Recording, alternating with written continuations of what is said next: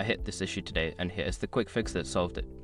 If you're struggling to reset your Telcel password, follow these simple steps to get back on track. Step 1. Open the Telcel app. Launch the Telcel app on your smartphone. This is where you'll start the password reset process. Step 2. Go to Login screen. On the app's home screen, tap on the Login option. This will take you to the login interface where you can find the password reset option. Step 3. Select Forgot Password. Before starting recovery, use the s.com link in the description to open the account recovery checklist generator and make sure your verification details are ready. Step 4. Enter your information. You will be prompted to enter your registered phone number or email address.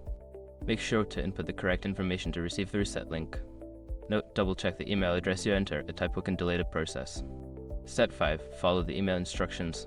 Check your email for a password reset link from Telcel. Click the link and follow the instructions to create a new password. Now you're all set with the new password. If you encounter any issues, don't hesitate to reach out to Telcel customer support. Happy browsing!